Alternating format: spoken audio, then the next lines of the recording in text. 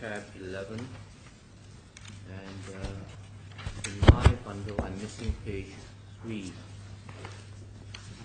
Oh, actually no. What has happened is that whoever put this together put the pages in not in the running order, so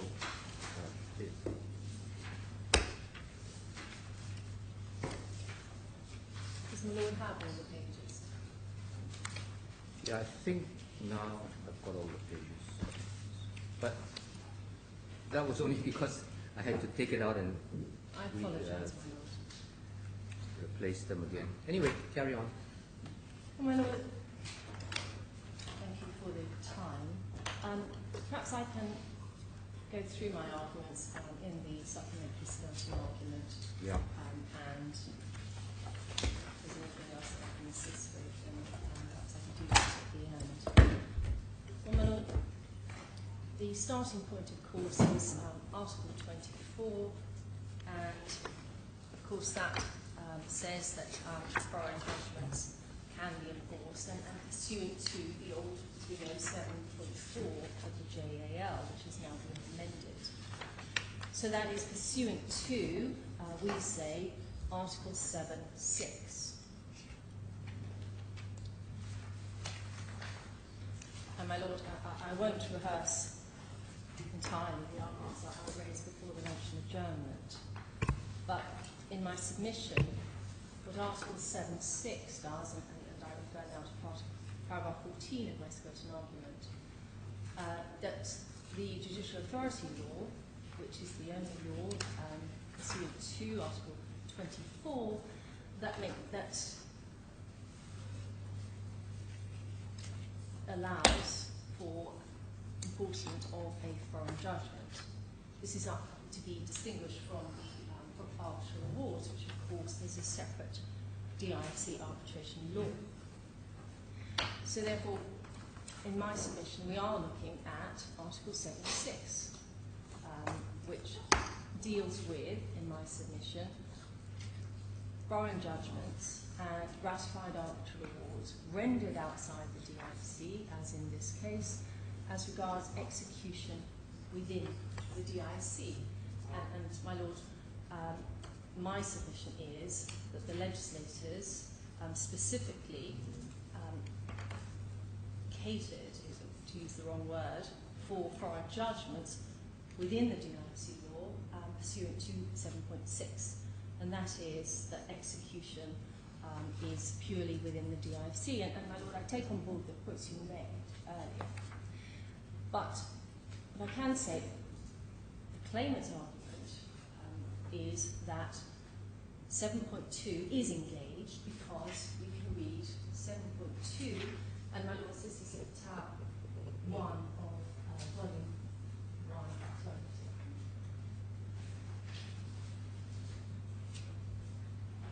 So tab 2 of the claimant's version bundle 1. So if we just turn again to Article 7.6, and that is, in my submission, if the legislators had deemed judgments upon judgments to be included, which is what my own friend says it would be, then, my lord, in my submission, Article 7.2 would have included wording to that effect. It specifically includes arbitral awards, not judgments upon judgments. And in my submission, what the legislators are doing is differentiating between foreign judgments rendered outside, and therefore they cannot pass through as judgments, if I might say domestic judgments within the DIFC, who can then engage Articles 3, 4 and 5. And of course, if one engages those articles, then the Dubai courts cannot consider the merits of the judgment, and that is found at Article 3C. You're a bit indistinct, Ms. Starr, because you are away from the mic. I can't hear you so well.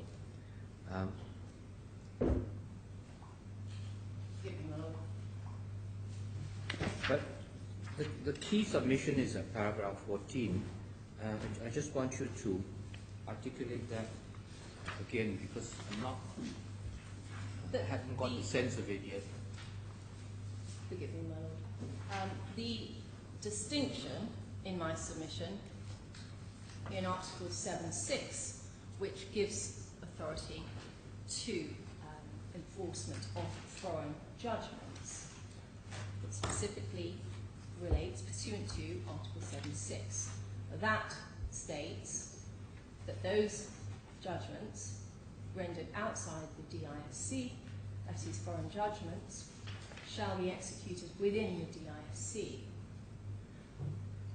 Foreign judgments in my submission has not been included in Article 7.2, which would of course then allow for those judgments to be enforced, executed in the ways that are allowed through Articles 2 to 5.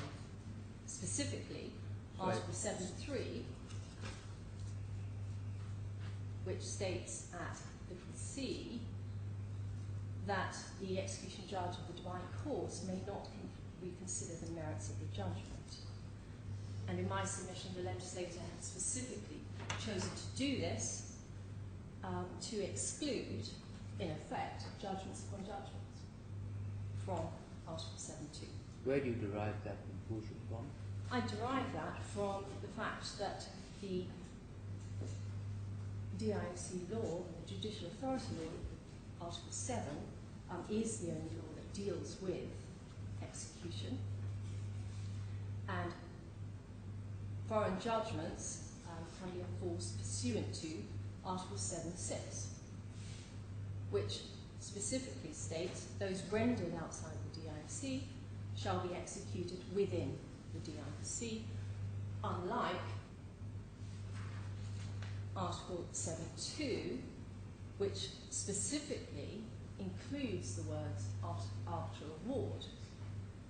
So in my submission, what the legislator has sought to do is to distinguish between domestic DIFC judgments, but to include arbitral awards, the wording specifically included there, and thus those judgments and arbitral awards can then be executed in manners set out in Article 7.3, 4 and 5. Sorry, I thought in 7.6 ratified arbitral awards are mentioned, just as they are mentioned in 7.2. The legislator has specifically included arbitral awards in 7.2. Yeah, but it's also mentioned in 7.6. Yes, my lord, yes, of course. So where's the point of distinction between the two provisions? I thought you were trying to draw a conclusion that because one section mentions ratified arbitral awards and the other doesn't, then you draw a certain inference from that. In my submission, Article 7.6 is the only article that deals with foreign judgments. I accept, of course, that ratified arbitral awards are mentioned in both 7.6 and 7.2, but foreign judgments are not mentioned specifically in Article 7.2. Well, if we come back to paragraph 14 of your skeleton again, I see, you draw this distinction. I just want to get the source of it. And, when you say distinction between DIFC rendered judgments and DIFC ratified awards, you are then, are you not making a reference to 7.2? Is that right? Yes. So the judgments in Article 7.2 are dealing with domestic judgments in my submission. But the legislators have specifically included arbitral awards in Article 7.2. Therefore, they can, and because of the nature of a foreign arbitral award and the convention, that they can follow the provisions as regards referral to the Divine Cause. But it's a necessary consequence of your construction that a ratified arbitration award, which has been rendered outside the DFC, cannot be enforced outside the DIFC? My Lord, no, because Article 7.2 specifically says that it can be. So what's the point of the distinction? The distinction is as regards foreign judgments. Yeah, what's the point of it? That foreign judgments... Constructing this contract, this statute in a reasonably business-like and intensive way, what's the point of this distinction? The point in my submission is that the legislators wish to differentiate between domestic judgments No, and that just foreign judgments. repeats the point. What is the Underlying commercial rationale. What's the rationale for this The distinction? rationale that foreign judgments, cannot simply follow the, or take advantage, perhaps one might say, of the recognition between the Dubai courts. But you're merely repeating the conclusion. I'm asking what's the rationale for drawing the distinction? Well, in my submission, the legislators were seeking to exclude judgments upon judgments. Well, I will say it again. You're merely repeating the point without giving me or us any rationale for the draftsman drawing the distinction. What's the point? The point being that, of course, we have the distinction here being a Dubai court where you have common law and civil law courts. And therefore, the legislators wish to exclude forcing judgment on the Dubai courts with automatic recognition by the Dubai courts without being able to apply their CPC code. And of course I know that this court are not bound by the civil procedure code. I mean, it would be much more logical if you're right to say, well, any foreign judgment or any foreign arbitration award could only be enforced for some reason, and I emphasize the word only, which is missing, within the DIFC. But here, you're saying you accept that a foreign arbitral award could be enforced here and elsewhere, but not a foreign judgment. Why? Because the law, under the judicial authority law, regarding enforcement and execution, makes a distinction and says that's what must be You're done. simply saying the rationale is because it Because draws a distinction. But I'm trying to ask you why the distinction is drawn. in my submission, to stop the possibility of using the DIC courts as a conduit jurisdiction. But if they wanted to do that, they would do the same with an arbitration award, wouldn't they? The arbitration awards are by their very nature, and of course the Dubai courts are also signatory to recognise and enforce arbitral awards. Well, I'm afraid I don't understand your answer. There it is.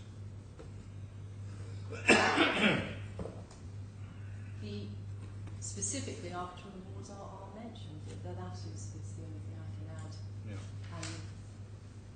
But how do you address? Judgments are not. Sorry. How do you address the difficulty that the word that is critical in 7.2 and 7.6 is the word judgment, and we have to interpret what judgment means. And the same word is used in both provisions, and you say that it means something different in 7.2 from what it means in 7.6. Is that right? Well, my Lord, that is my point. Yeah. That there has been a differentiation between that. But we have no aid to that construction. There's nothing in the wording that implies or leads to the necessary inference that judgment in 7.2 is different from the meaning of the word judgment in 7.6. Well, my Lord, I don't think I can see the point much more other than to say the Article 24 certainly takes us directly to the old 7.4, and it's pursuant to that, the old 7.4, and now it's pursuant to Article 7.6, which states, and I won't rehearse my point. Forgive me. Please carry on.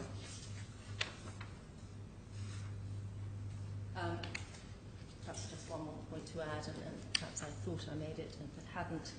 The difference, we say, is that the arbitral awards, it's being signatories to the New York Convention, as are both courts, whereas in foreign judgments, of course, we have the distinction of having civil law court and a common law court, much as my learned friend spoke this morning of the authorities, which he said do not assist, but that was dealing with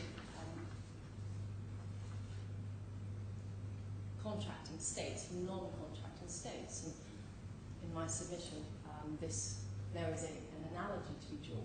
But you hold out this unspoken philosophy between, as it were, the division of powers between Dubai courts and DIFC courts on the basis that there are certain principles important to the civil law structure of Dubai courts versus the common law structure of the DIFC courts. But the starting point and the whole rationale for the DIFC courts was that there would be coexistence between the two systems side by side. And leaving aside the question of foreign judgments for the moment, in terms of the domestic judgments of the DIFC courts, obviously those judgments are given on principles quite different from the substantive laws and procedures of the Dubai courts. And yet, the carefully arranged relationship, the structural relationship between our two sets of courts is basically that whatever comes to us and is within our jurisdiction to try, the Dubai courts will accept that however we reach that conclusion, they will respect and enforce that conclusion, even though they themselves might have decided that same case in a different way. Right? So that philosophy has already been substantially modified in a unique way, no doubt, but it has been modified so that you can't start on the premise that the Dubai courts will necessarily treat with suspicion and maybe even distaste certain decisions that have been reached by our courts, because they have signed up for automatic conversion of our judgments into Dubai court judgments. So the onus would be to say that in the case of foreign judgments, however, or a judgment upon a judgment, there should be an exception, and the Dubai courts should be free to apply their own principles and whether or not to recognize a foreign judgment. Yeah? I mean, I think that's what you're saying, and then we have to sort of examine that proposition. If I've understood your proposition correctly, Yes. Yeah, to see what the rationale was, because part of the rationale you advanced was that it would give Dubai courts, you're trying to avoid the Dubai court principles of foreign judgment enforcement. And I'm saying that, well, once you have admitted the breach of that philosophy that all matters in Dubai must be decided according to UAE national law, then it's only a question of the gateway between the two courts, and that has been drawn in a very clear way. You are trying to establish an exception to the principle that they do not question in any way any judgment which we have decided, unless there's an issue about jurisdiction, which ultimately, if there's a real dispute between the jurisdiction of our court and the Dubai courts, then it gets settled by the Union Supreme Court. But absent that, then if we take charge of our cases, because we consider we have jurisdiction, once we finish and send it over to the Dubai courts, and then we'll see what happens in the Dubai courts. But there's something else I wanted to ask you about that. Oh yes, somewhere in the earlier skeletons that you had filed, you were taking quite a strong approach by saying that the intention of the claimants was to avoid having to go to the Dubai courts and avoid the enforcement criteria laid down by Dubai or UAE national law in terms of recognition and enforcement of foreign judgments.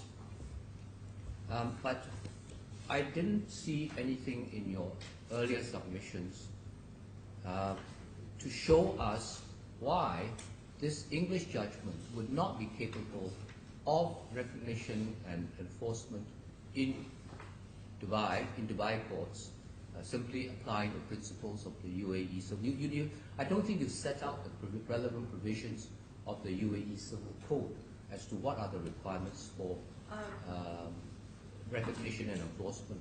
I mean, I'm familiar with them in general terms, but I think there are 4 requirements, and with 3, I don't see any problem whatsoever for this judgment to comply with. The 4th one, whose exact wording is not in my head, but it's something to do about jurisdiction, might be the one that might require some kind of test. But that's a case for you to make. If you keep on saying that they're trying to avoid the application of the appropriate law, which is UAE law. My Lord, yes, and certainly I don't have the civil code in front of me, but I believe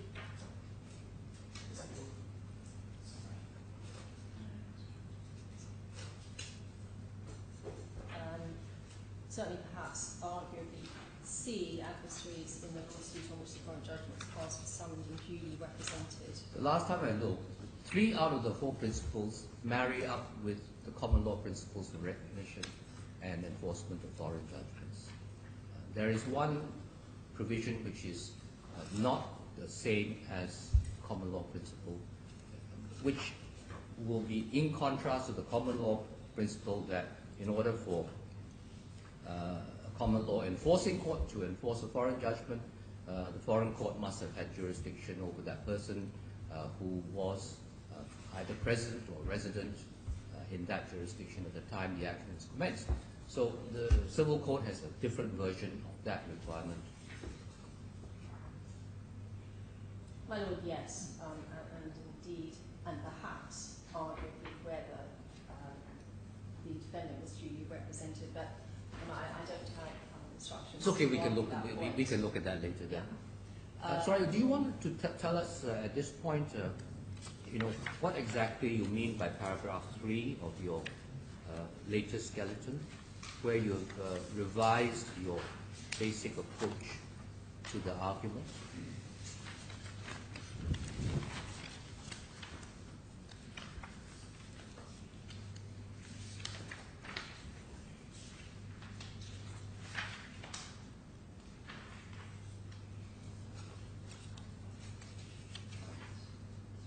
See, as I read it, as Mr. Montague Smith put it to us, you're actually not challenging the original jurisdiction of the court, nor are you now arguing abuse of process. So you are actually relying completely on this portion of Justice Ali's decision, which is his statutory interpretation of 7276 and so on, which is why I think you're focusing on it. I mean, have I understood you correctly? My Lord, you have understood me correctly, but my Lord, the only point to make, and certainly hadn't been my intention, as is set out in paragraph 3, to raise jurisdiction. I think that's very well settled law.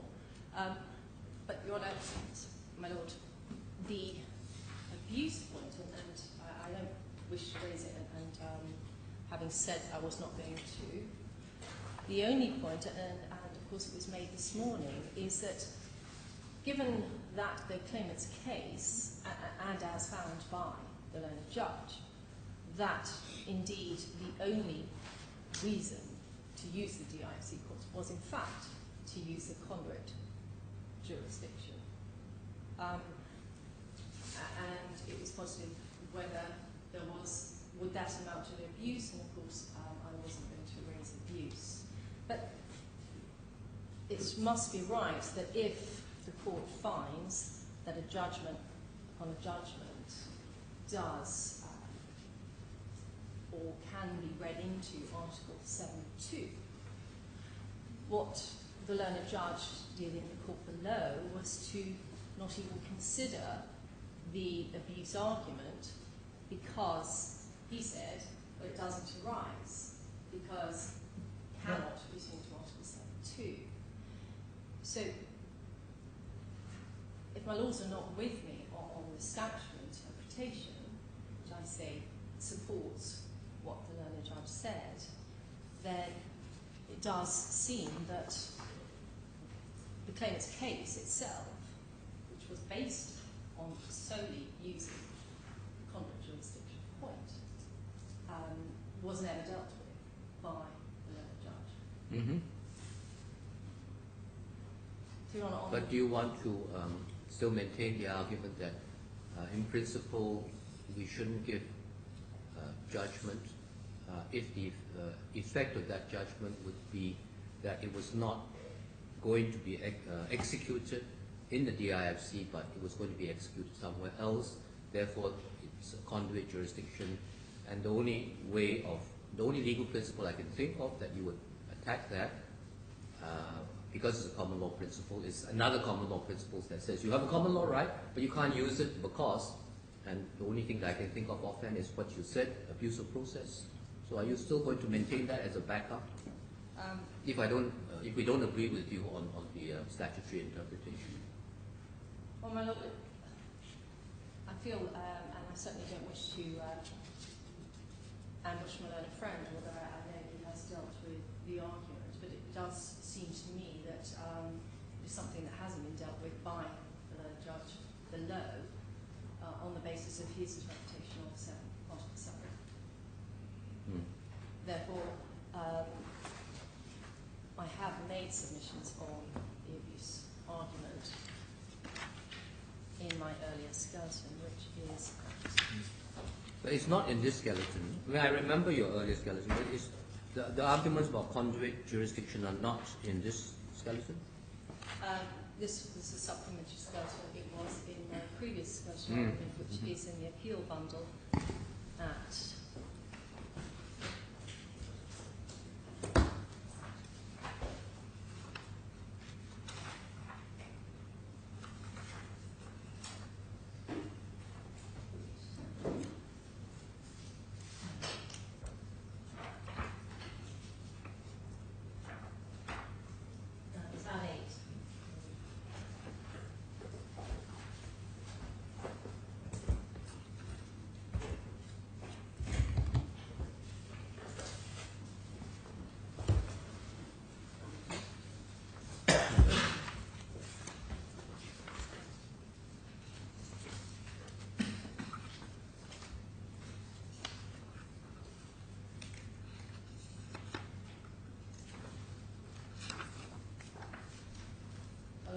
the abuse of process argument is at paragraphs 26 to 32.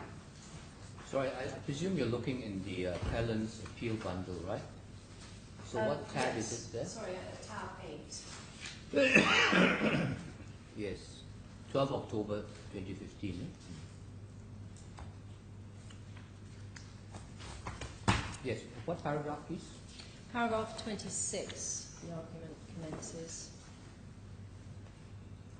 Did you say 12, 27? Page 9, paragraph 26. 26, okay.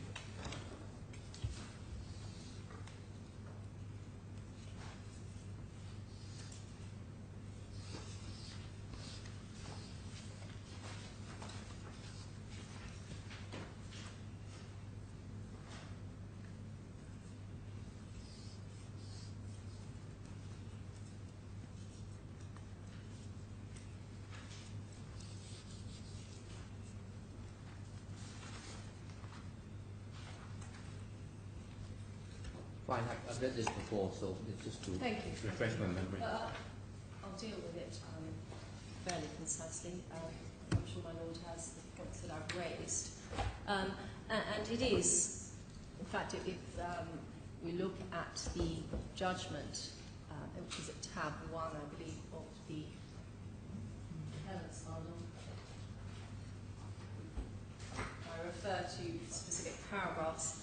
skeleton, and I have actually reprinted parts of the judgment, but essentially what the claimant sought to do, and it was made very clear, the learned judge accepted that it was the claimant's position that they wished to use the DIC courts purely as a conduit to enforce in Dubai, against assets in Dubai, and of course to have the mechanisms from the DIC court so that the judgment would be automatically recognised by the Dubai courts.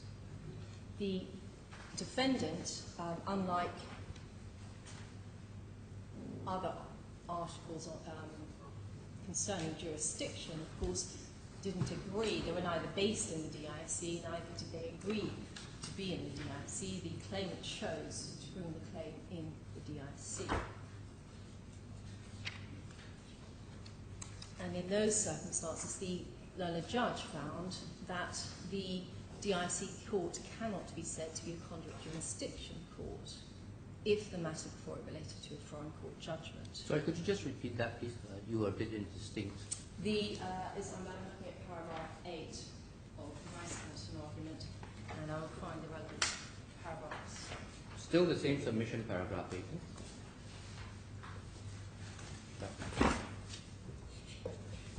Still the same skeleton argument, my lord, yes. But here you're just reciting the Justice Al-Madani's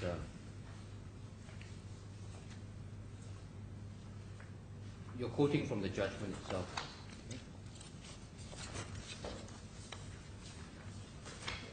Sorry.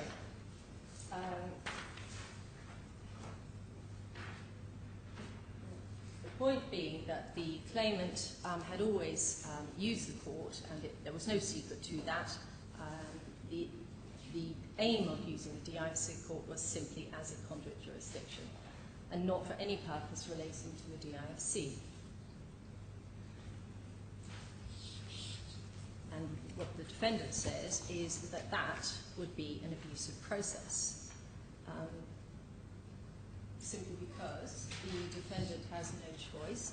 He is taken into the DIC. It's unlike the other jurisdictional gateways where there has to be some connection or nexus with the DIC.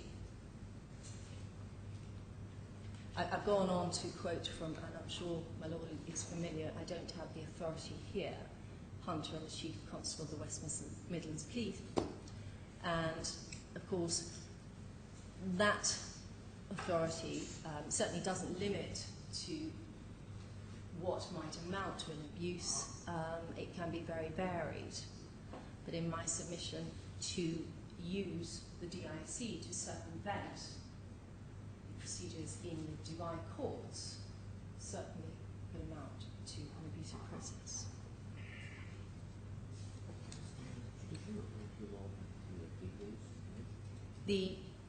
What the defendant says is that given the candid...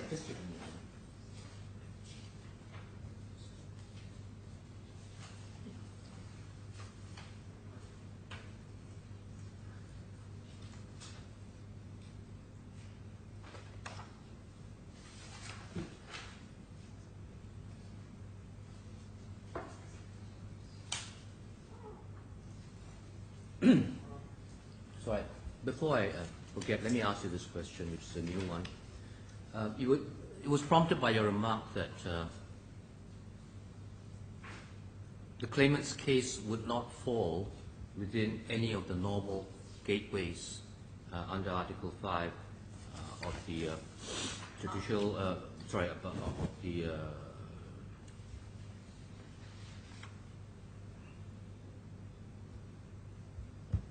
the court's law, I think. And I think Mr. Montague-Smith has exercised the gateway under Article 5E, which is any claim or action over which the courts have jurisdiction in accordance with DIFC laws and DIFC regulations. So that last gateway does not depend on any ostensible connection between DIFC and either the claimant or the defendant, correct? My Lord's absolutely right. Sorry, perhaps I put my argument fairly widely there. What I meant to say was the normal gateways, let's leave aside, but jurisdiction is not certainly in question, and I mean, I don't seek to say that there was no jurisdiction. Simply that in this situation, circumstances of this case, when it was absolutely candid from the claimant's point of view that they were simply choosing to use the DIFC rather than going to the court where they knew the defendant had assets. But that may well be the scenario in quite a number of cases, that there are, offhand I suspect that virtually every case that we hear in the DIFC could be heard somewhere else, because somebody else will have jurisdiction over that. We only have jurisdiction which we created in a sense artificially by our laws on jurisdiction. So the fact that somebody, the claimant, could start an action against the same defendant for the same cause of action somewhere else does not of itself prevent us from exercising jurisdiction so long as it comes within the purview of our laws on jurisdiction, yeah? My Lord, yes. It's on the particular facts of this case, and my Lord, my simple submission is that the claimant in this case chose to use the DIFC court to circumvent the procedures. Yeah, but the circumventing you have to make good, because you actually haven't shown us why this claim would be rejected by Dubai courts if they went and asked for enforcement pursuant to the UAE Civil Procedure Code. You can do that in writing later on because you don't have it here. But can I just ask you a question which I will ask Mr. Montague Smith in due course as well? I mean, I'm just trying to sort of reflect on the absolute breadth of this last gateway, 5AE, because this detaches the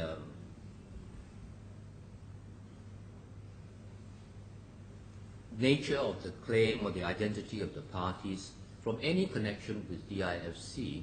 So in that sense, it's a completely international, global, if you like, jurisdiction to deal with any dispute between anybody anywhere else in the world.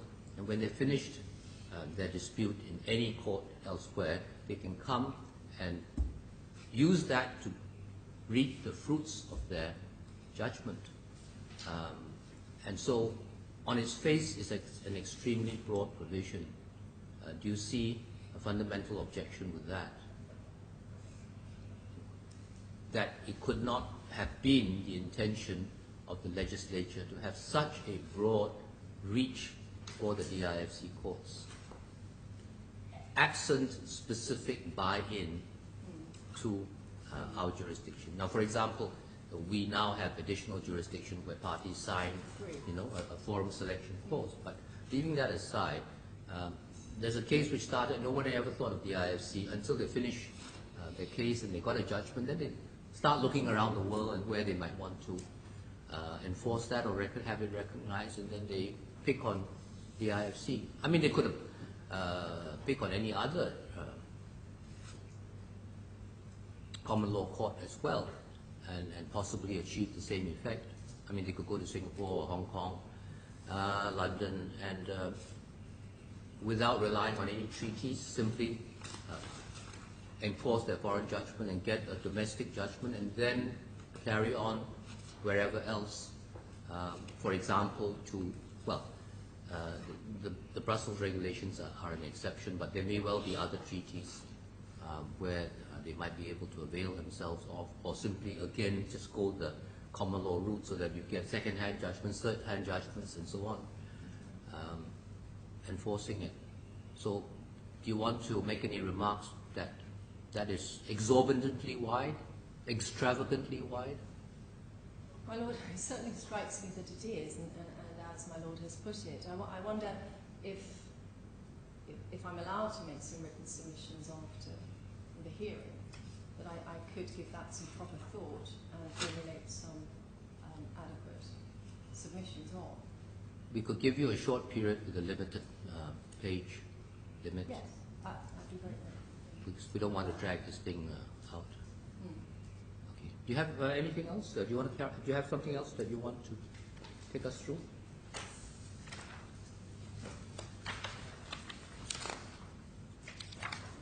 My Lord, I think I'll just briefly finish my submissions, if I may, and I won't take too much of the Court's time.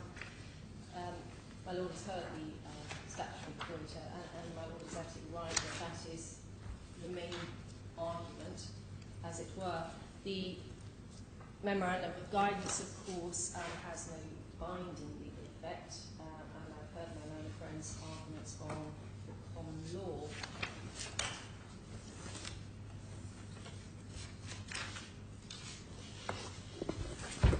Article 5 of the Memorandum of Guidance, of course, specifically states that the DIFC courts form part of the system for UAE, albeit that this memorandum only states the position as it applies to the DIFC courts, which perhaps assists my abusive process argument. The common law, well, of course, that comes into play in my submission, and this is at paragraph 21 of my skeleton argument. And of course, it's only if there is no other law in force, and that goes back to my earlier statutory argument, that of course we then go down to E, and then the laws of England and Wales. Where are you now? I'm at paragraph 21. Yeah, I just wanted to ask you about paragraph 21, because you quote the application of civil and commercial law. So we have the cascade of laws as set out in page 7. I'm not sure what you make My of this Lord, the provision. only point there is that, of course, if there are any laws in force in the DIFC, then of course that's the starting point, and it's only failing which, going through the cascading list, that one comes down. So do I understand your argument that having gone through Article 7.2, 7.6, that those provisions you say are the ones that control and slot in under A? That's what you're saying, isn't it? Yes. But to the extent that they are they the sole and exclusive source of law governing the right to sue on a foreign judgment and to enforce a foreign judgment? Well, my Lord has heard my points, which is that... Because, 7.2 and yes. 7.6 are only concerned with execution, not about the cause of action. But it's how one interprets whether one can say that the common law applies. This is my argument. If one says that you don't need to deal with the common law because it's perfectly catered for by the legislation, then one doesn't have to look at the common law. But That's my second point. 7.2 and 7.6, first of all, only deal with execution. Secondly, they tell you nothing about how the DIFC courts are supposed to deal with actions which are based on a foreign judgment. So if there's an absence of statutory law on that particular point, and assuming that there is a gateway by which the DIFC courts are seized of jurisdiction to hear that case in the first place, then wouldn't you have to go down the cascade and to determine what principles of law will govern the issue of whether or not we can or cannot enforce a foreign judgment? My Lord, yes. When I say enforce, I mean just make the judgment, before we start talking about execution. My Lord, yes, of course. I can't disagree with that. Right. Okay. And would you, if we had to apply the cascade, then would you agree that the first applicable law which you have to apply if DIFC law does not provide a complete answer, would be B, the law of any jurisdiction other than that of the DIFC, expressly chosen by any DIFC law, or maybe that doesn't apply. I was thinking of C, the laws of a jurisdiction as agreed between all the relevant persons concerned in the matter, and the underlying cause of action has a choice of law clause, which is English law. So would you say that English law would then govern principles upon which this court should decide applications for recognition and enforcement of foreign judgments? Absent any statutory provision, then yes, that must be right. Mm. Okay, thank you. Would you want to carry on to finish off what you want to say?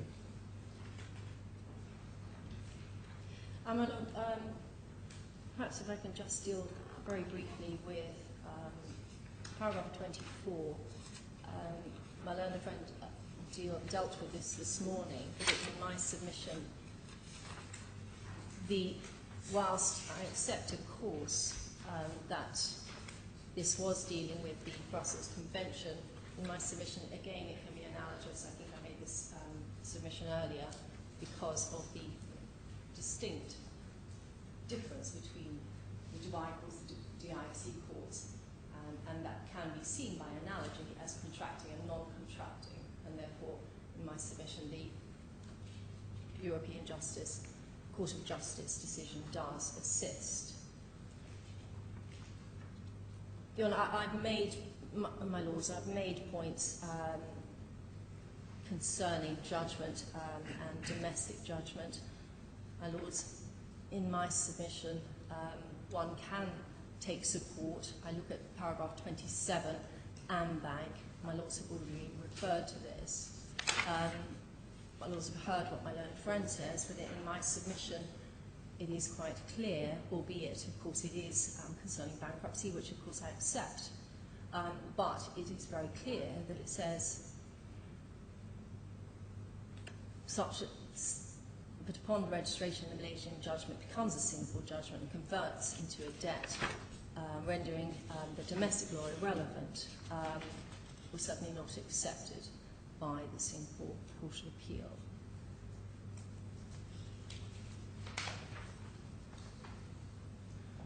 My Lord, I did refer to the treaty.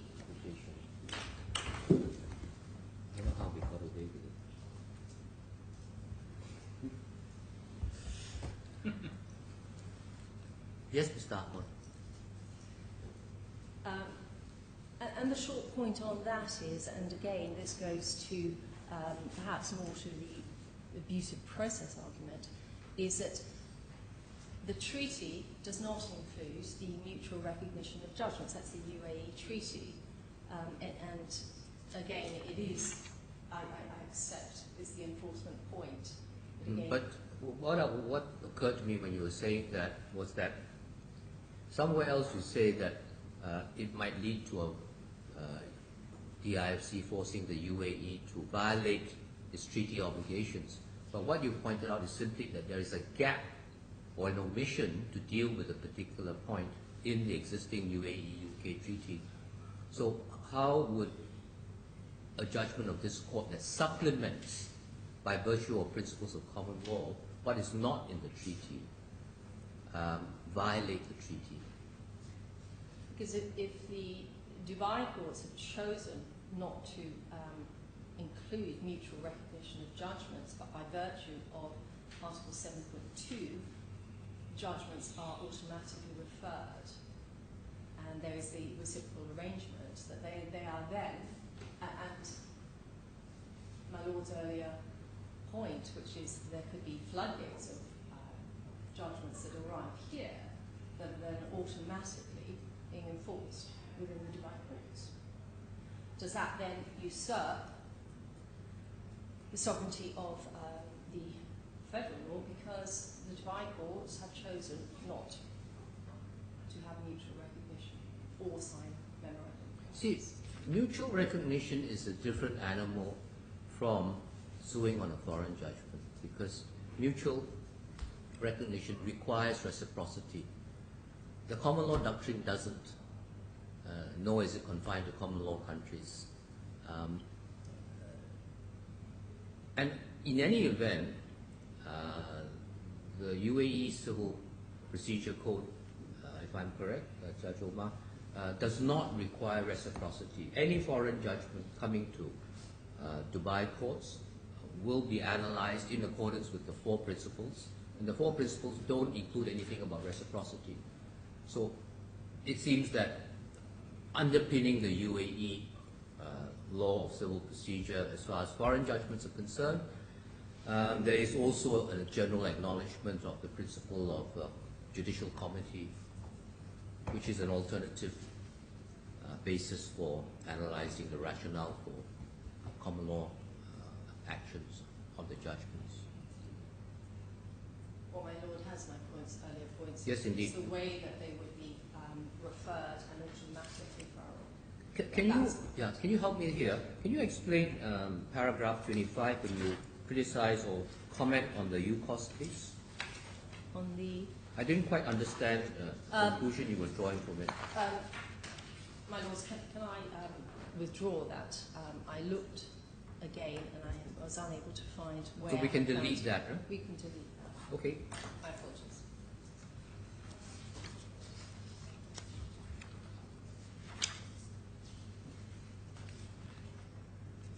My Lord, I think those are my submissions. Any questions? Okay, Mr. Montague Smith. Yes. Perhaps I can start by just addressing the question that you're posed to my learned friend, which is, well, if 5A1E it means what everybody thinks it means, is it too broad? And I know that 5A1E has been dealt with in this court of appeal a number of times, but I think the response is that generally, and this applies to all of the gateways, if they give a sort of global international jurisdiction for this court, then in most cases that will be confined by the doctrine of foreign non-convenience. So in most cases, you will be able to say, well, yes, in principle, this court has jurisdiction, but it's not going to exercise that jurisdiction because it belongs in Singapore, or it belongs in Saudi Arabia, is another case that I can argue. But that doesn't work within the Union, we know that. It's been decided again recently in the IGPL case. But it also doesn't work when you're dealing with enforcement. It doesn't work, you can't run a foreign non-convenience argument in response to a claim for enforcement. And the reason is because the only court that can enforce the judgment or the award within the jurisdiction is this court. And that was dealt with in the Maidan case. And it's precisely the response to the argument that because the words within the DIFC appear in Article 7.6, that doesn't necessarily confine anything. The point is that these courts can only enforce judgments and awards, can only recognise judgments and awards within the DIFC. So foreign non-convenience doesn't get off the ground. That's the Hwang and Demerol case from the Court of Appeal in England, and it was dealt with by Justice Steele's decision in the Maidan case. I'll just show you, Your Honour, that because it was a question that was of concern. It's behind tab 6 in my first bundle of authorities. And the relevant part is paragraph 39.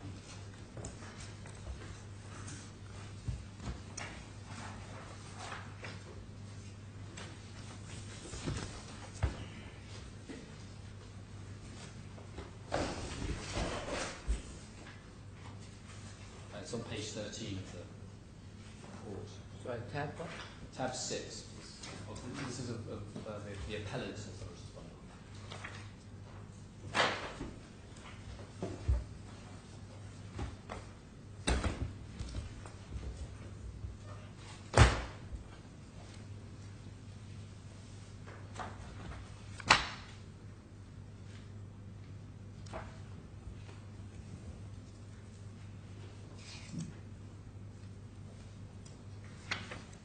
And page or paragraph?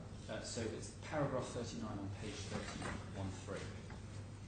You see that the heading from the previous page, it doesn't survive the cut-off of the page is forum non-convenience.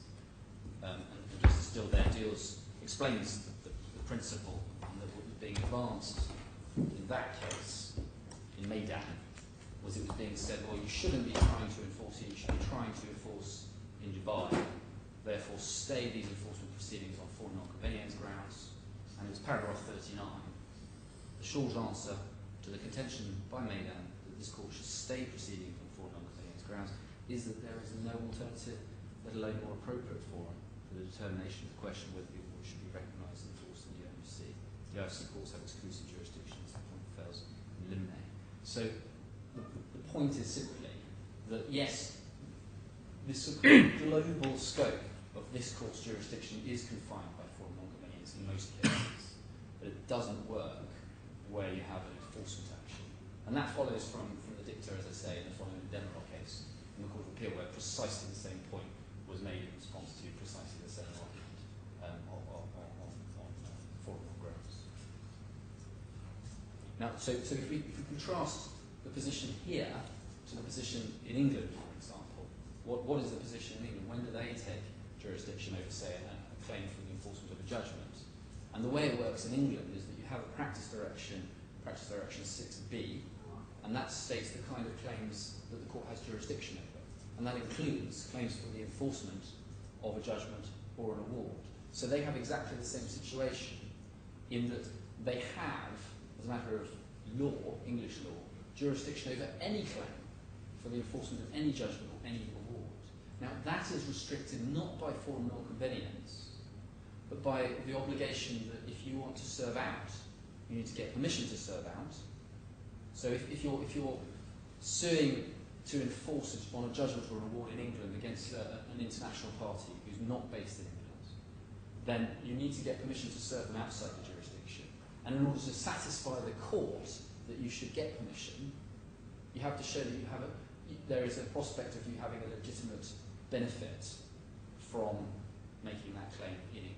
That's how the jurisdiction is controlled for judgments. It doesn't work for awards because you have convention backdrop on that, but it works for judgments. And so it doesn't apply here, and again that's a position that was made clear in Maidan, because you don't have a permission stage. So there's no stage at which this court can say, well, we have discretion to refuse to exercise jurisdiction, because it just doesn't arise, there's no need to get permission. But in any event,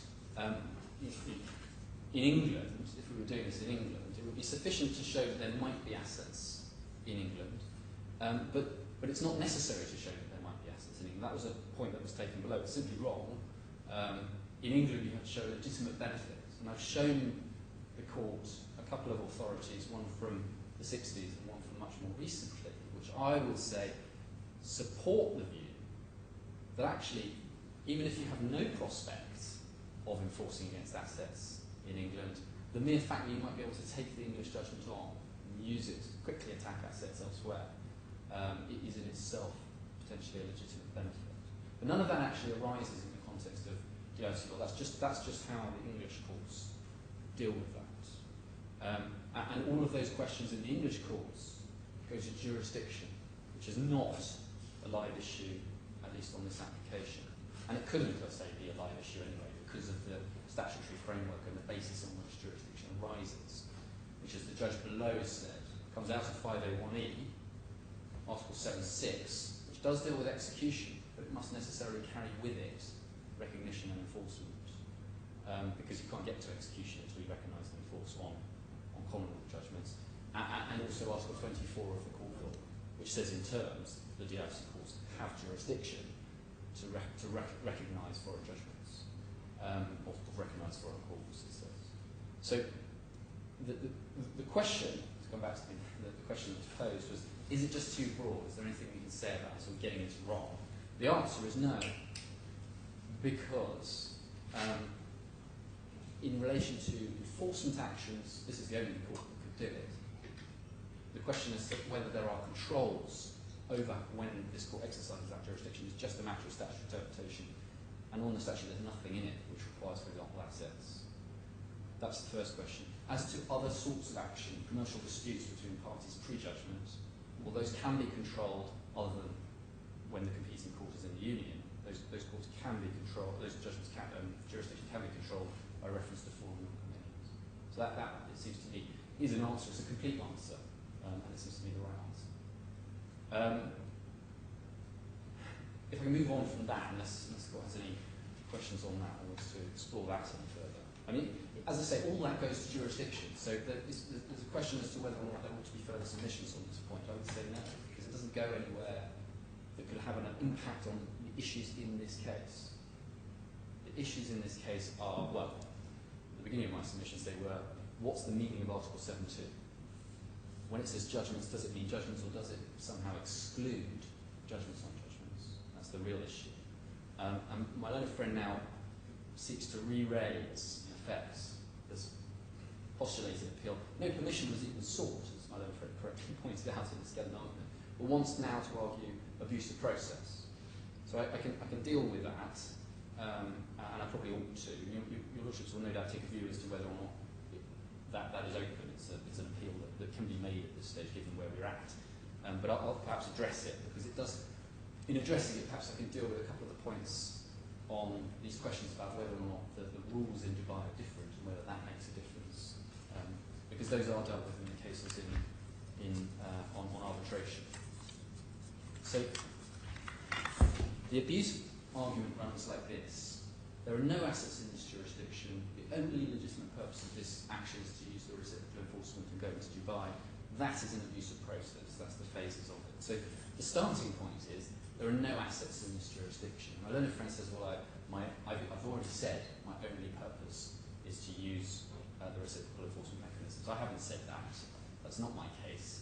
I accept, as was true in all of the arbitration cases, I accept I can't point to assets in this jurisdiction, but rather unsurprisingly at this stage, my clients are not willing to take the defendant's word for it as to the location of their assets. They haven't actually explained where their assets are, other than to assert that they have assets in Dubai, or that any assets they have are in Dubai. But those sorts of assertions can't be tested at this stage of proceedings, and it's precisely the basis, the evidence, in fact, isn't even given by anyone with direct knowledge of it. The evidence is, in fact, given by Mr. Trickley, where he simply says the defendants have no assets in the DIFC. I'm instructed once again the defendants have no assets in the DIFC, and they have no intention of bringing any assets into the DIFC. I'm no doubt that evidence is accurate in the sense that Mr. Trickley was instructed in those terms, but as I say, the claimant can perhaps be forgiven for not taking the defendant's word for that. And that is exactly what happened in the X and Y case. There are a number of X and Y cases, but I'm talking about the one where the jurisdiction debate occurred in front of the Deputy Chief Justice, and then the final decision hearing occurred in front of Justice Coleman. And so what happened in X and Y was that jurisdiction phase, the defendants said, we don't have any assets in this jurisdiction. And the Deputy Chief Justice made the point that couldn't be tested at this stage. But when we got to the hearing, after I'd finished cross-examining the witness who was put forward to deal with this, the conclusion of Justice Coleman was, well, actually, I can't take anything from that evidence. That witness has just been put forward to say these words. And on cross-examination, they really had nothing to say that could be relied upon as to the location of the assets. So it had not been established, despite the assertions that were made on witness statement evidence from the solicitors at the jurisdiction phase. That evidence just didn't stack up when it came to trial, simply on the basis of cross-examination. It hadn't even got to the phase where we were entitled to summon them to cross-examine them on their evidence. Their evidence just didn't stack up. So the first problem for my own friend is that she needs to establish there are no assets here, say, to get off the ground on an abusive process argument. The second point is that actually the question of whether or not there are assets within the reach of this court, within the reach of this court's execution mechanism, may not be quite as simple as saying, is there a bank account in a branch registered in the DIFC? It may be that the reach of this court's execution mechanisms is greater than that. And the reason I say that is because we know from Corinth and Barclays Bank that if you are Barclays Bank, and you register a branch in the DIFC, then any claim against you is subject to the jurisdiction of this court, an exclusive jurisdiction of this court, the exclusion of the Dubai courts. Now, if I want to execute a DIFC judgment, my first port of call, or one of my primary ports of call, is going to be a third-party debt order. A third-party debt order arises in a claim made by the creditor against the bank. So what I would be doing is I'd be taking my DIFC court judgment, and I'd be saying, you Barclays Bank, for example, have money which you owe to the defendants. And the court, the way a third-party debt order works, as I'm sure the court is well aware, is the court says, yes, you defendants owe money to the claimants, bank owes money to the defendants. So what we'll do is we'll make the bank pay the money to the claimants and forgive the debt between those two. Now, if I want to make that claim against Barclays Bank, for example, but in relation to assets or a bank account which is held in Emar Square, at least arguably, I would say almost incontrovertibly, I can't see an answer to this point. I might need to get my third-party debt order against Barclays Bank here. So we can immediately see that, at least arguably, maybe that this needs further argument, but this court, I can deploy the execution mechanisms of this court to get to assets which are so-called outside the geographic area of the DIFC. Because the question is not where is the asset. The question is does this court have jurisdiction over that asset? And if it's an asset that's under the control or held or a debt owed by a Barclays Bank, a bank that's registered here, then it may be that I have to use the DIFC court's mechanisms. Now we don't know, so it's very easy for the defendants to say, well, I don't have any assets in the DIFC court, in the DIFC. But what that actually means might well be subject to significant argument. It may well be that what they really mean is I don't have any assets held, I don't have any, for example, bank accounts in branches in the DIFC. So that's another problem. And the third problem is that obtaining information about assets is part of the execution methods available to me if I get my judgment. And so saying that I can't establish where the assets are is no response, can't be a response to my claim, because I'm then stuck into a catch-22 scenario where I can't get a judgment because I don't know where the assets are, and I don't know where the assets are because I can't get a judgment. So that can't be the answer. And all of these points, and the other point is, of course, that there may well be just independent benefit of a judgment of the DIFC courts, quite apart from reciprocal enforcement, simply because assets in the future might come here, or they may not exist yet, and they may come into existence. Or alternatively, I may simply want to put pressure, perfectly legitimate commercial pressure, on the defendants, because if there is a DIFC judgment, if they ever trade with anyone who is registered here, all of those debts will be attachable by third-party debt orders. All of these points were made in the context of arbitration in the Maidan case by Justice Steele, the paragraphs 41 to 44. All of the logic of those arguments applies equally to an abuse-type argument run against me in this court on this claim. There's no logical difference in relation to abuse between the position as it is with arbitration and the position as it is with judgments.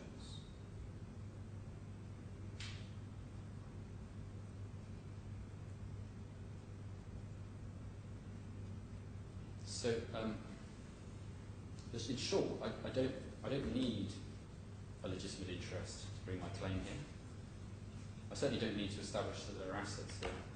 My learned friend hasn't established there are assets here, and what that means may be subject to argument in itself, and all of the execution mechanisms, I should be entitled to use those to find the assets.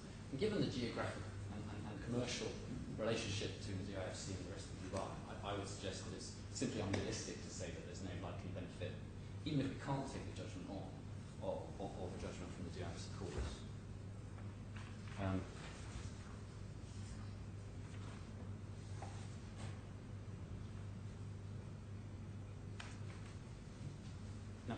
one of the points that was made in the Maidan case on the basis of abuse was that it was said in Maidan that the court was dealing with a domestic award. So it was a local award from DNB in Dubai. And so what was said there was, if you're in the Dubai courts, if you're enforcing or you're resisting enforcement of a domestic award, the rules are different than if it's an international award. Because international awards are governed by the New York Convention, but the domestic awards, enforcement, annulment, and all of that, is governed by Articles 215 and so on of the Civil Procedures Code. And those rules are different. So what was being said in Maidan, in part, was, well, you're trying to get around some of the rules that there are in Dubai. And my learned friend said, well, in answer to the questions from the bench, what's the point of distinguishing between judgments and awards? Why would you do it? Her answer was, well, because with awards you've got the convention, and the convention therefore means the test is effectively, as I understood it, the test is the same. Well, that's true of international awards, but it's not true of domestic awards. And so it wasn't true in Maidan, and it wasn't true in the A&B case, which followed Maidan. And in both of those cases, the court said, well, firstly, let me just take Your Honour's to it very briefly. Bear with me.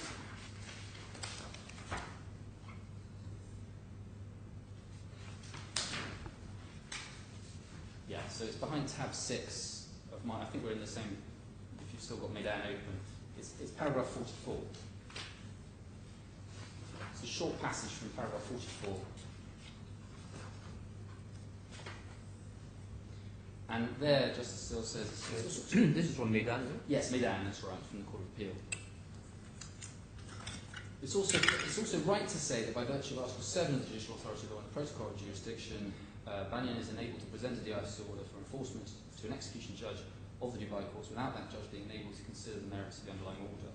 It's difficult to classify the use of that machinery as an abuse, not least before that machinery is even invoked. A substantial room for these may be challenged to the validity of the award under Article 44. Alternatively, any such challenge may be left to be raised before the Dubai courts. The matter is not capable of resolution at this stage. If in due course the matter is left to be raised before the courts of Dubai, which are the courts to seek the question whether the bar on considering the merits of the DIFC order before the execution judge will also prohibit the Dubai courts from ruling on a challenge to the validity of the underlying award, is a matter for the Dubai courts and is a matter on which we've heard no argument. And so that's precisely the point here. What's being said here is, well, the rules are different. That was exactly the position that was the case in Maidan, because you were dealing with a domestic award, not an international award, and so the domestic rules were different from the New York Convention rules, which are those that we apply in the DIFC. So, and precisely this, well, something very similar was then said in the A&B case, which is behind tab 8 of this. It's a fairly long passage, but I will, so I'll give you the references if I may. It is paragraphs 20 to 30. Sorry, of what? Sorry, it's the A&B case behind tab 8, paragraphs 20 to 30. I won't take your lordship through it in detail because it is quite a long passage. Did you say paragraph 8? Tab 8, paragraphs 20 to 30 on page 6 to 6 to 8. So there again, you had a domestic award which was being enforced through these courts. And part of what was being said is, well, the rules are different and the approaches are different. And the conclusion, well, the Justice dealt with it by looking at whether in practice any differences in the rules for enforcement have an impact in that case. But it was clear that there was no problem in principle in enforcing in the DIFC and enforcing in Dubai, despite the fact that the rules were different. And again, a similar argument was raised in the X and Y case before Justice Coleman, albeit that was an international case. And Justice Coleman, it's fair to say, was similarly unimpressed by this line of argument. And the reference to that is X and Y, Justice Coleman's decision, tab 11, paragraph 59. But Your Honour has the point, though, that there will be differences between DIFC law and Dubai law. So there will be cases in which, faced with the same set of facts, the DIFC courts will find in one way and the Dubai courts will find in another way. But that's not a reason for refusing to have reciprocal enforcement between the two. In fact, it's precisely the point of reciprocal enforcement, that these courts will respect each other's decisions on these sorts of matters and will not look to reopen the merits of those decisions by applying their own rules. And as I say, we know this sort of thing is relevant in the context of enforcement cases of arbitration rules, because that was the position in Eyadah, and that was the position in DNB.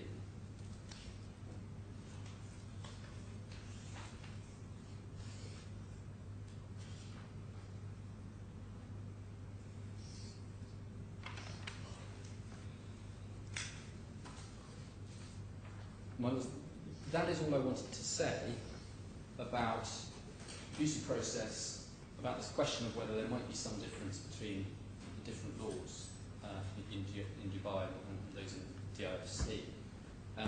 Unless your Lordship have any questions about that, I just wanted to deal very briefly with the question of statutory construction, and I won't labour it, be quick.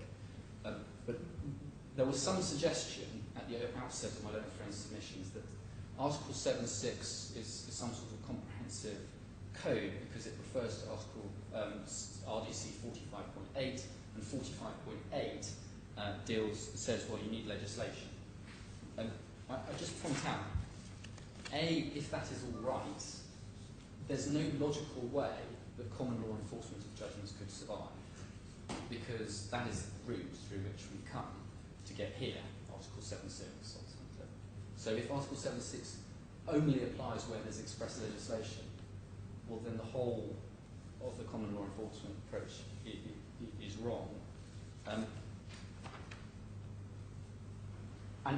what's even odder about that analysis is that what my learned friend is saying is that it's in the Chief Justice's gift to decide whether and when foreign judgments are enforceable. What my learned friend is saying is 7.6 says enforce in accordance with the rules, and what that means is not just the manner in which you go about enforcing, which is the obvious reading of that provision, but when you enforce an arbitration rule. And so her point is that the rules require, not the legislation, but that the rules require further legislation. So in principle, the Chief Justice could tomorrow change the rules and say, well, all judgments are enforceable in all cases, or no judgments are ever enforceable. And that just cuts across all of her submissions about the idea that there's some infringement of sovereignty or some problem with treaties and all of that. I accept it's not going to be the position that it's up to the Chief Justice when to enforce foreign judgments. I didn't say that.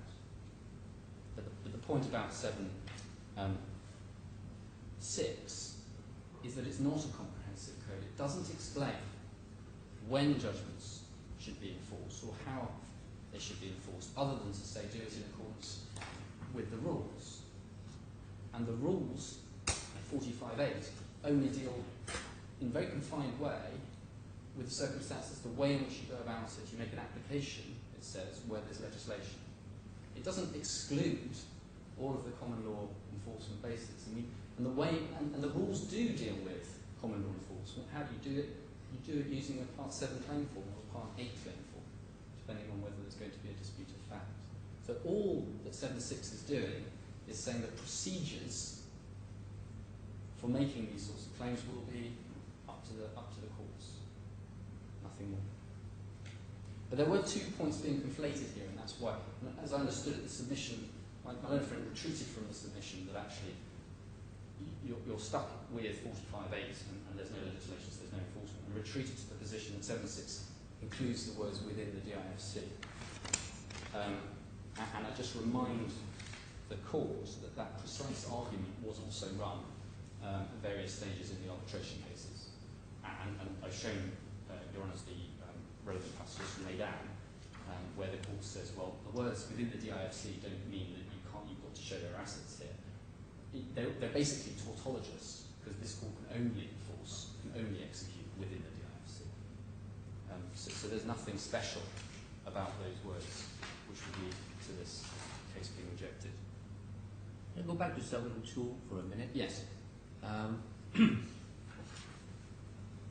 think Mr. was trying to make the point that 7.2 require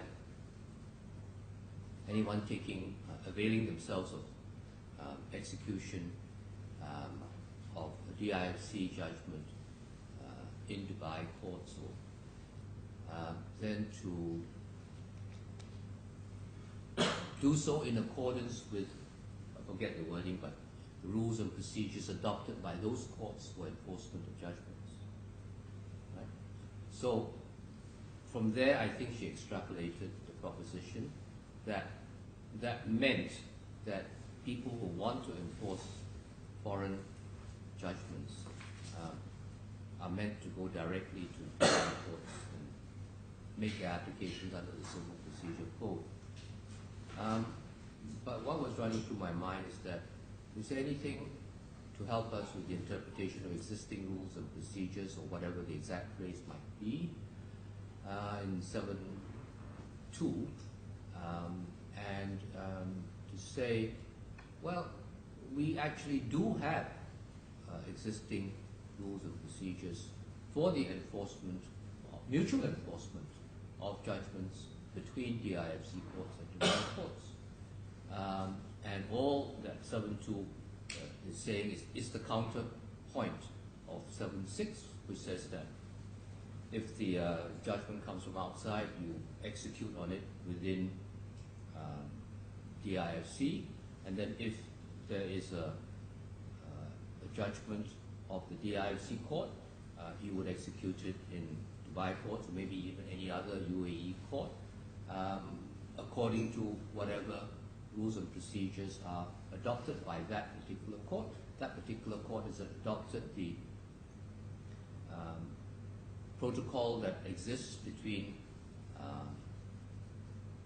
the two courts, which is in fact, I think, set out later in Article 7. And so everything is just regular on its face.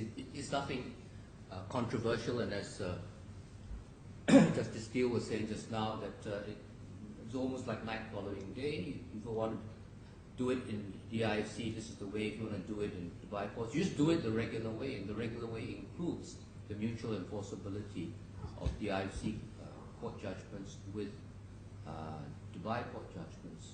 Yes. Per a well-established and legally secure foundation. Yes.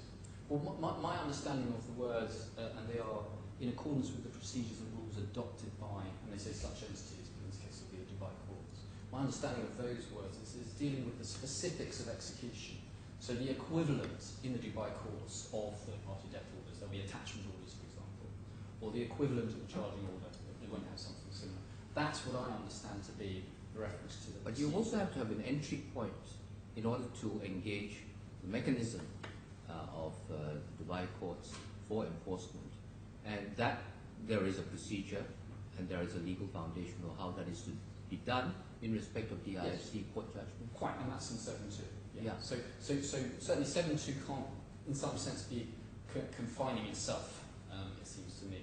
But what it also can't do is somehow inform the question of what is, under this provision, a DIFC court judgment. Because the question of the rules of enforcement come later. So my whole point is that if I succeed on this action, I get a DIFC court judgment. And then Article 7.2 is engaged because we're enforcing in Dubai, or executing in Dubai, a DIFC court judgment. So you can't then say, well, okay, but it refers to the procedures in the Dubai courts, and therefore you have to go back to Article 235 of the civil procedures, because actually this is a foreign judgment.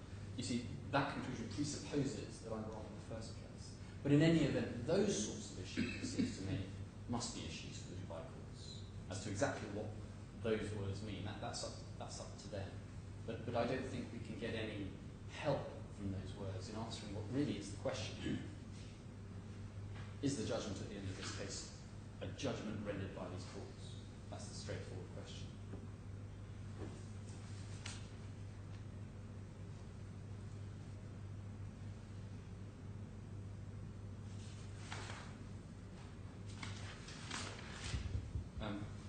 And so when my learned friend addressed this, ultimately what she was going back to was the judge's position that, well, it doesn't say that you can execute foreign judgments that have been recognised by courts, but that wouldn't make any sense. Not only is it unnecessary, it just wouldn't make any sense in the context that we're in, at least for Commonwealth, common law judgments.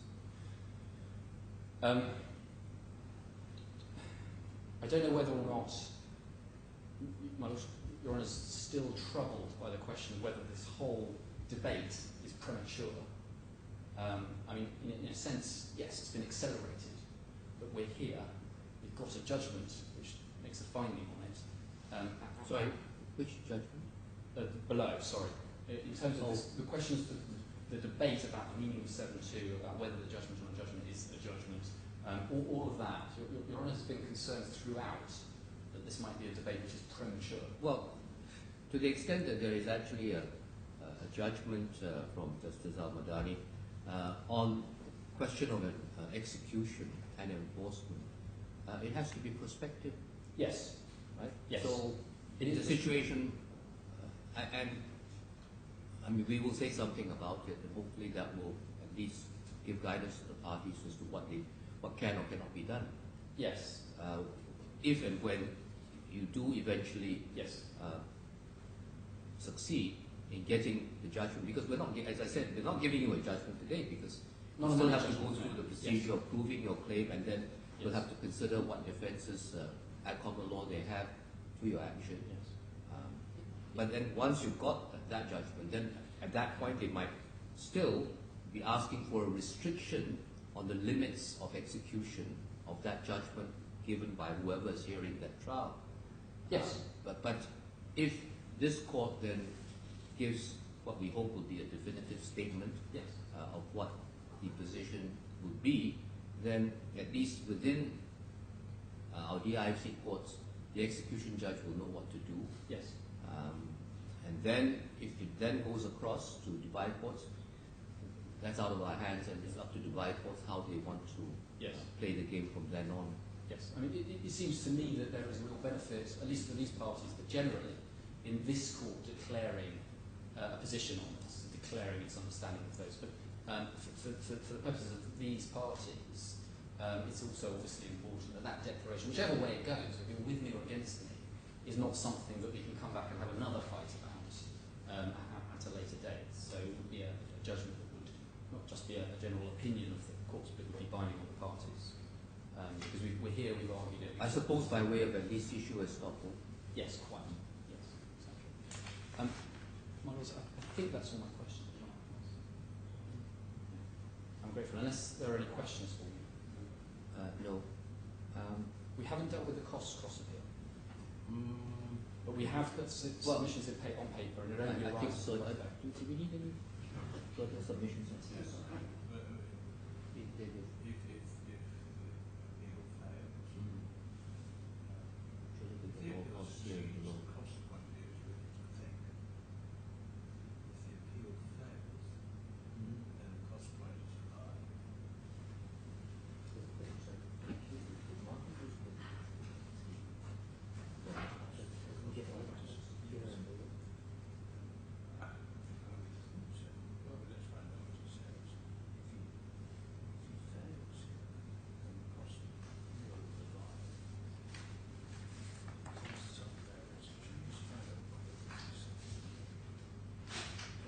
Just give it to us in one sentence. What My is your position is if you succeed today, Yes. then you would ask for your costs of the appeal, Yes. and I assume you have got your costs below, so you Yes. don't need to ask for any more. Yes. And if you win today, you would want your costs of the... Sorry, let me start that again. If you lose today, then your costs appeal disappears, does it? My lord, that must be right. Yes. If you win today, then you would want your costs of the appeal, correct? My lord, yes. And you would also say that you were entitled to all or some of your costs below. I'm not quite sure how much. My Lord, I think I the defence hope it argument. doesn't come too complicated. Could I just perhaps 3 lines on Well, what she would say if you won? My Lord, simply that on the decision, judgment of the learned judge below, that we say the outcome was favourable to the defendant, and therefore, essentially, the argument says the cost should lie with each party. Each party should bear their own costs. So what you're asking for your costs, or no order as to cost, or No, what? yes. That the argument says that because, although we Well, the didn't argument win, is they won, but they didn't win They all didn't they win what wanted they to win. wanted, So are you yes. saying that there should be, instead of the costs being awarded, all the costs against you, you should have no order for costs, or what? Yes, no order is the that's tactic what, here. That's what the you're certain asking. argument Okay. asks for. But, we've got your skeleton and all that. Yeah. My Lord, yes. Then just to clarify, Stardew still feel the need to file a short written rebuttal or answer to the questions I put. I mean, I agree with Mr. Montague Smith that the question I raised wasn't earth-shattering. It was not a critical element in the reasoning of this court, I think. But since I've given him the opportunity to say something, you might want to say something. My Lord, if I could take that opportunity, if I could.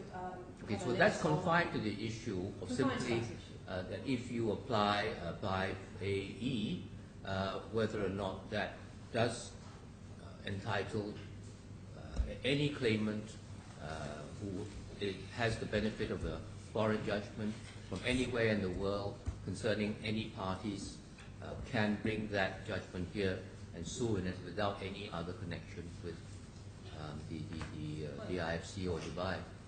I'd say the very. So that's the one point. Is there something else? My Lord, yes. Well, to be fair to you, there was a question I asked him which I didn't ask you, and you might want to respond to that, which is the scope of 7.2 and 7.6, where Mr. Montague Smith seemed to be agreeing with my tentative view that you could read 7.2 as referring to the existing state of the legal relationship between the IFC courts and Dubai courts on the mutual enforceability of each other's judgments. In other words, the reference in 7.2 to in accordance with the enforcement procedures adopted by the courts in question would simply mean those arrangements which we have already made between us, which includes no questioning on the merits, and that simply refers to that. So there is nothing, how shall I put it, meant to be covered by a side wind. Some unforeseen scenario was not, there was no, the draftsman did not envisage having to cover a situation which might arise with the case of a foreign judgment. Just, it wasn't meant to address that question,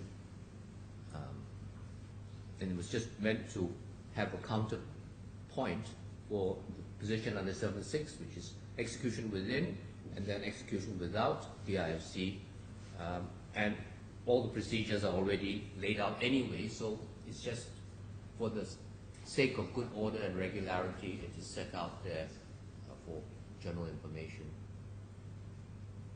So those 2 points, if you'd like to, Thank you. can we have a page limit of 25 pages? My Lord, of course. Figure seems to strike. Yeah? Within, Can you do it within a week?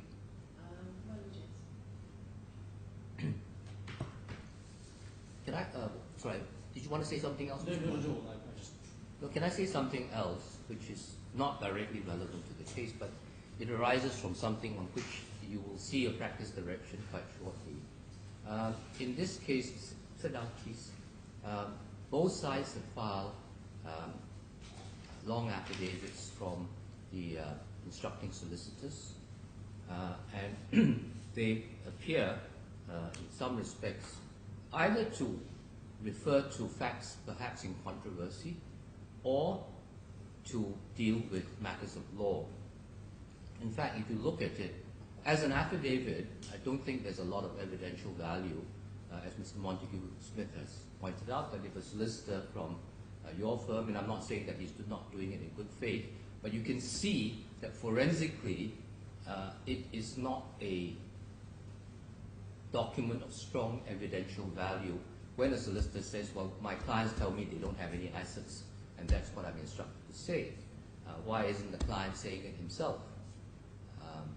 Perhaps because he doesn't want to expose himself to cross-examination on his affidavit. But we won't speculate, but it's not helpful if you want to make a point on the issue of fact, which is in controversy, to make it through a lawyer. It should be made by the client or a particular witness with first-hand knowledge.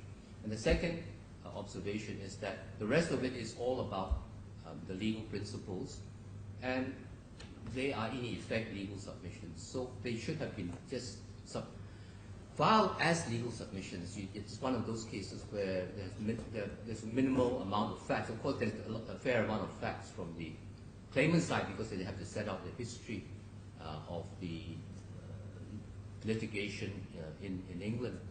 But from the respondent side, it's all a matter of legal argument. And there will be a couple of practice directions coming to say that lawyers should be a bit more selective about when they want to lend themselves to A, making controversial statements of fact, and B, making affidavits about matters of law. I mean, it applies less in this particular case because both lawyers were dealing with local law, but where it does affect the situation is when you engage experts in foreign law, and then they go and give expert witness statements or expert reports, and that becomes like an affidavit, and then there's the issue about cross-examining the experts, and you'll find a judgment, I think it's actually come out already, that says all of this is a waste of time and it's not the best way of doing things. So please look out for that judgment. I think that the judgment is called ETA ASCON against Dr. Peters. That was one of mine, yeah. Yeah, so have you got the Court of Appeal judgment yet? No, I think the case settled. In fact, there was a case which settled, but the Court of Appeal has given a judgment on the interlocutory point. Yeah, well, that's very helpful, I think.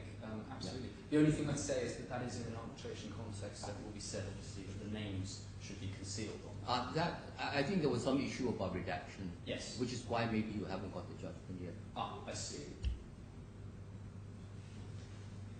I was in fact instructed by my learned friend on that case. Okay. But I didn't know ultimately we were not involved, so they won't.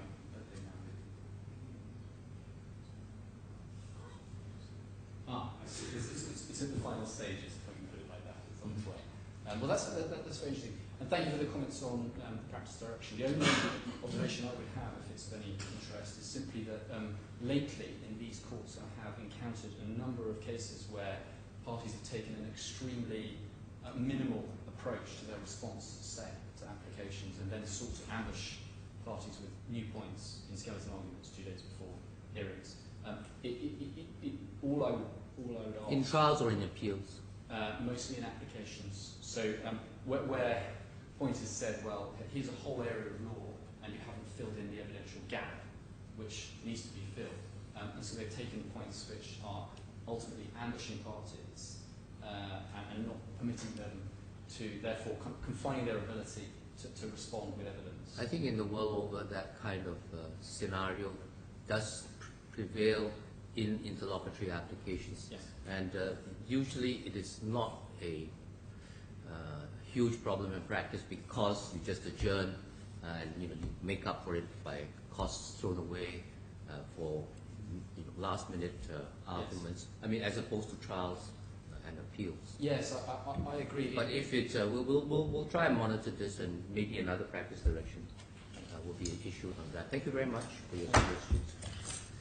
Are we done? Any more housekeeping matters? Thank you. Not from my side. All rise.